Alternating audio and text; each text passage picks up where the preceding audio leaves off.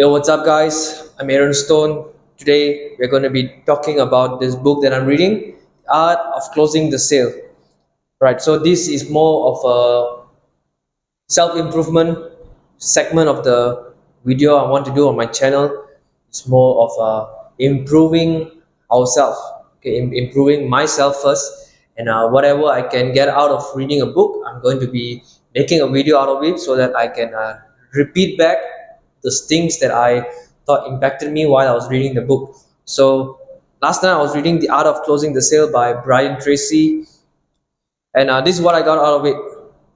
Two great questions to ask yourself after talking to clients. So I'm involved in a network marketing business, and I've talked to many, not many I would say, but quite a few number of my peers and people whom I've already known. And after talking to them and asking them questions and promoting my products and promoting the business, I got quite a few of rejection, honestly. And I kept asking myself, okay, what am I doing right, or what am I doing wrong? Yeah, actually, that's what I've been asking myself always. Whenever I would to propose the business plan to my friends, and I will propose it to the people I know, and I always get rejections. I always get they will think about it, and I'm not so sure. I don't think this is for me, things like that. And every time after getting those rejection, I always kind of tend to blame myself and say, hey, well, what am I doing wrong? Is this something about me? And it's so demotivating. And sometimes after getting rejection, you don't want to carry on, don't want to keep doing. But yesterday I got this quote out of Brian Tracy from the book The Art of Closing. This is what he says. Two great questions to ask yourself after talking to clients. Number one, what did I do right? Number two, what would I do differently? What did I do right? What would I do differently? So asking ourselves these questions, why these two questions? And if you and if and when you hear back these two questions, it is very positive. It is not like the question I asked myself, what did I do wrong? But instead of asking what did I do wrong, I ask myself what did I do right and what would I do differently. Let's just say if I got a rejection from the client that I'm talking to, maybe I could ask myself what would I do differently? Instead of saying what did I do wrong, no, I'm programming my mind to say what would I do differently, what would I do to improve, and that would kind of make me have a more positive outlook and make me feel less demotivated to keep going on. This point also I got it. Okay, he says this question forces you to think about positive things that you could do to improve your performance in a similar situation. All right, even if you were to have a positive outcome after speaking to your client and you were to still ask yourself what would I do differently, you are only improving yourself. Even though you got a yes from your client, you're still improving yourself. What would I do differently? What did I do right? What did I do right will improve and will solidify what you have already done right. And what would I do differently is going to improve your performance the next time. Very good saying. Very good mentality to have, very good mindset to have, something I need to implement on myself. This is what he says next. Program yourself positively, dwell on, oh no, he says, program yourself positively, and then this is what he says next. Dwell on your shortcomings and mistakes, and you will be certain to see them again. And I think that was a problem I was facing. I keep thinking in negative terms, keep thinking on what did I do wrong, what was the problem, was it me, was it them?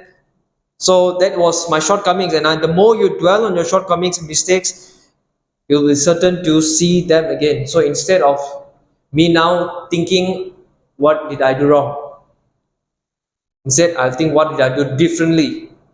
And when I would dwell on the positive, I'm going to only attract the positive. Next one, this is what it says. Successful people recall their best calls. Yes, successful people recall their best calls. No, I do have successful calls, not say calls, but successfully selling my products. So what the thing that I could have,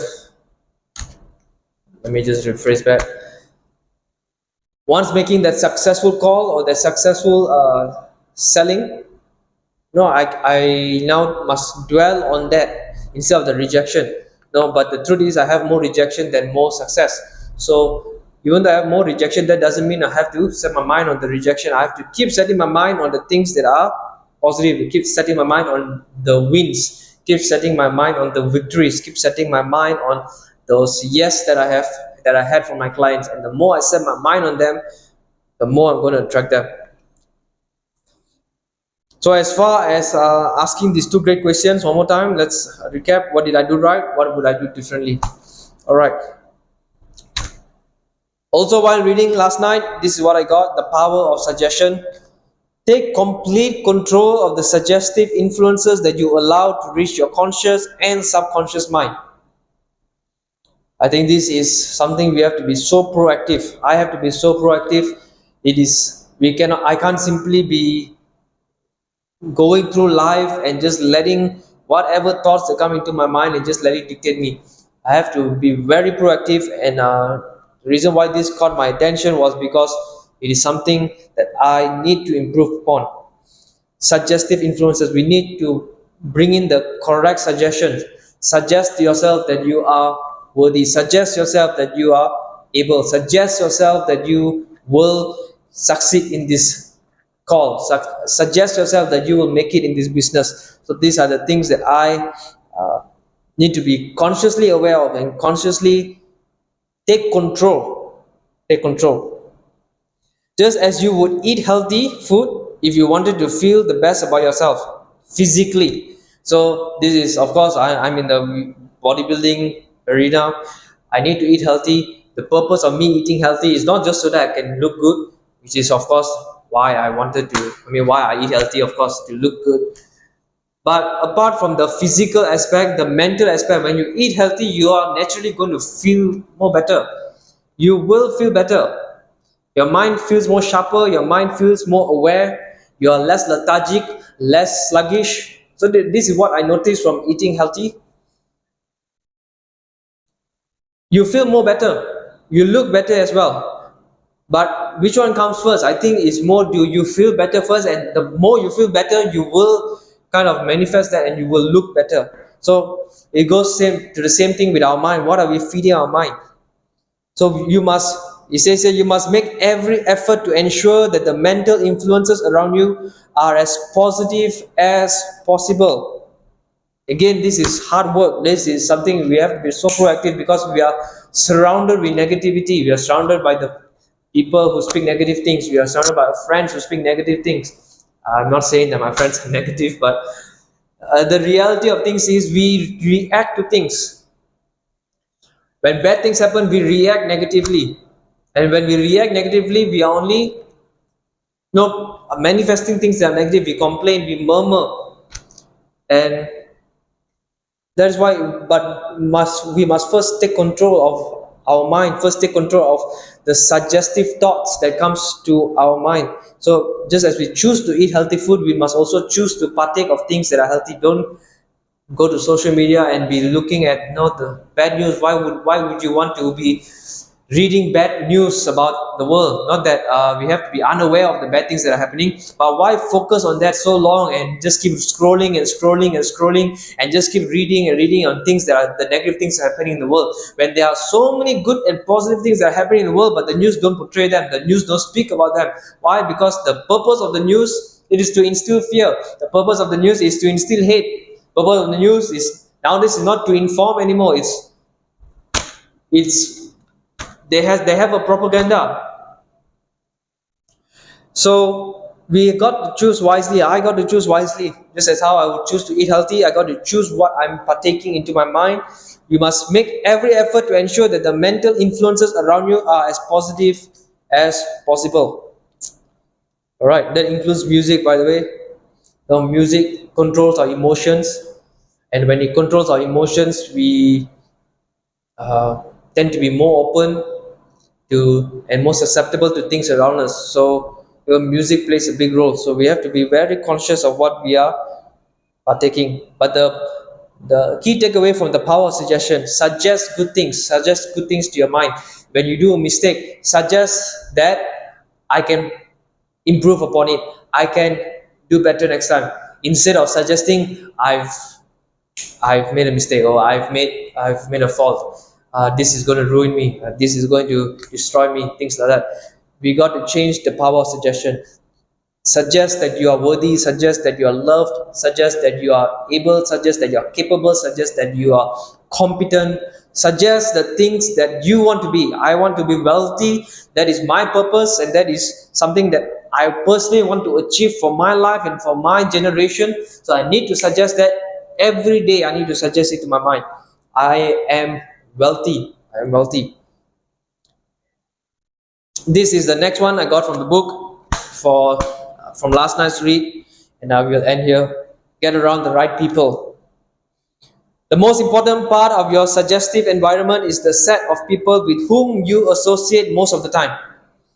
Dr. David McClellan, in his book The Achieving Society, found that a negative reference group was enough in itself to condemn a person to lifelong failure.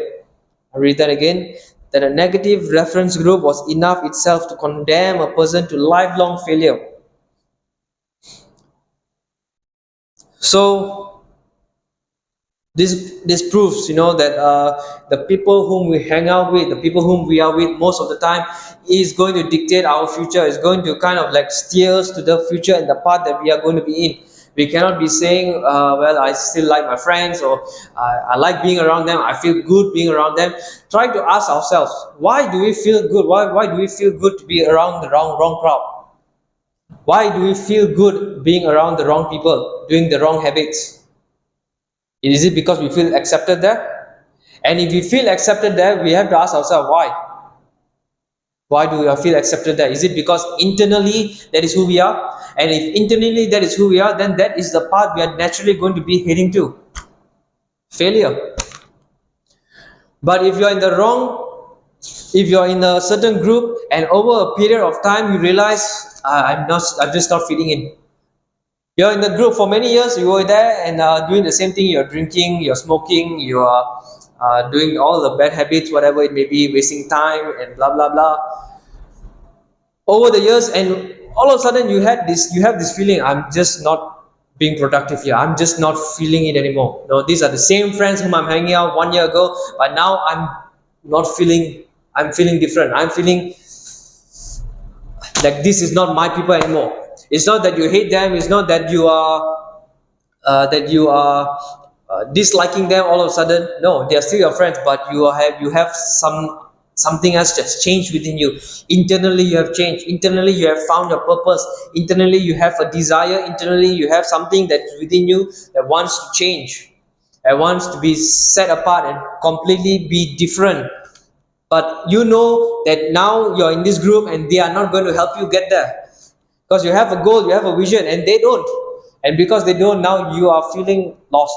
That is why you need to find another group.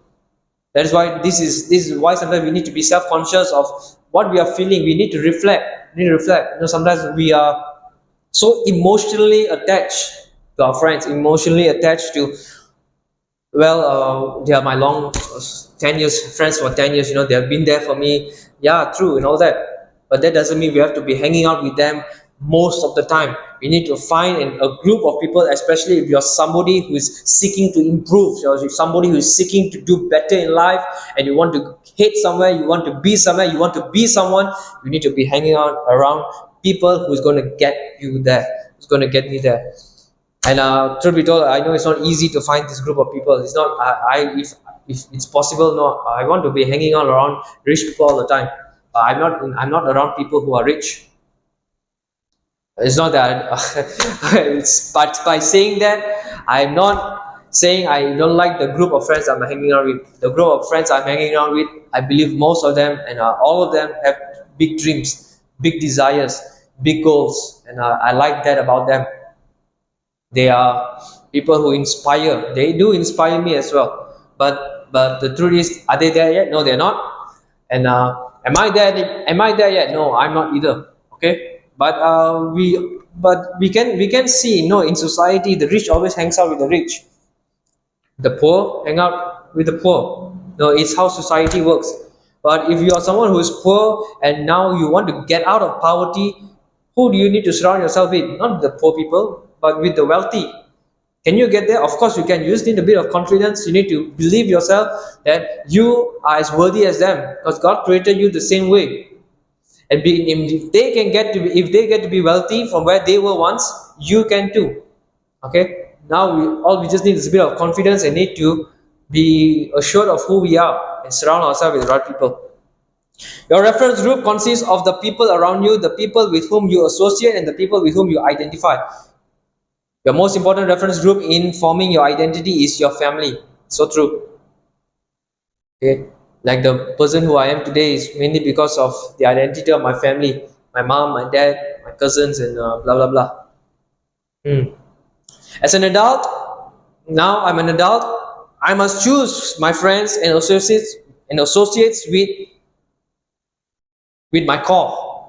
Okay, with my core belief, with my core principles, with my core understanding, with who I believe that I am and who I want to be. That is the friends that I must choose to be around and associate with. Zig Ziglar says, you cannot fly with eagles if you continue to scratch with turkeys. Get around positive people, associate with those who are going somewhere. And I'm grateful for the people I'm around with. I'm grateful for my friends. I I really love them, and I really believe that they are somebody who's going to do well in life as well. But as for me, I also need to be around successful people. No, I need to be around successful people so that I can attract that success as well, so that I can attract the qualities of a successful man, the disciplines of a successful man, the principles of a successful man. Okay, that's just because I'm 28 doesn't mean I have to be hanging around people who are 28, 27, 26. I can be hanging around people who are 40, 50, 60, who have made it in life. No, so it's a choice that I have to make. But I believe the moment I have that desire to surround myself with the true and the right people, I believe I will attract them to me. I will draw them to me. And fortunately enough, I have mentors in my life who have made it, and I'm grateful for that. Truly grateful. Get around positive people, associate with those who are going somewhere. Only spend time with people who have virtues that you admire and want to emulate yourself. Get away from negative people. Avoid those who complain and criticize much. Honestly, I have this habit as well. I do complain and I do criticize. Something I need to stop myself. Especially avoid joining in people that complain about their work or other successful people. Again, unfortunately, I do complain about my work. I need to stop that as well. No, I keep saying I got to find a new group of people. I have to associate with the right people, but sometimes no, you got to be the right person first. You got to be the agent of change. You got to be the one who spark change in your group. So you start with the change. So I need to stop complaining about my work, stop complaining about the things around me, stop complaining that things are unfair and blah blah blah. So it says here, last phrase, like attracts like, birds of a feather flock together. All right, talking more about this book in the days to come, and hopefully I'll be doing more videos on this. So take care, everybody. Thank you for listening. I'll see you in the next one.